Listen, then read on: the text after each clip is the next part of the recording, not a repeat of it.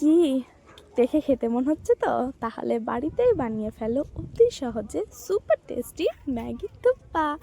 এর জন্যে প্রথমে সমস্ত সবজিগুলোকে আমি কেটে রেডি করে নিয়েছি, আর তারপর তেলের মধ্যে কিছুটা আদা কুচি, কিছুটা লঙ্কা কুচি দিয়ে সব সবজিগুলোকে একের পর এক দিতে থাকছি। প্রথমে দিয়ে দিয়েছি বেবিকর্ন, তারপর বাঁধাকপি, ক্যাপসিকাম, গাজর আর কিছুটা মটরশুঁটি দিয়ে একটু ভেজে নিলাম। তারপরে পনির, পরিমাণ মতো লবণ আর ম্যাগি মশলার প্যাকেট আর একটু গোলমরিচ বাটা দিয়ে নেড়ে নিলাম।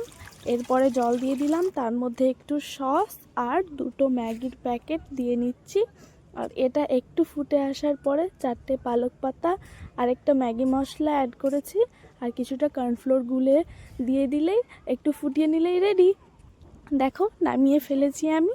কত সুন্দর হয়েছে দেখতে। আর এই শীতে কোজি কোজি ম্যাগি থুপকা খাওয়ার মজাটাই আলাদা। একদম বানিয়ে ফেলো খুবই সহজে আর খেতে থাকো।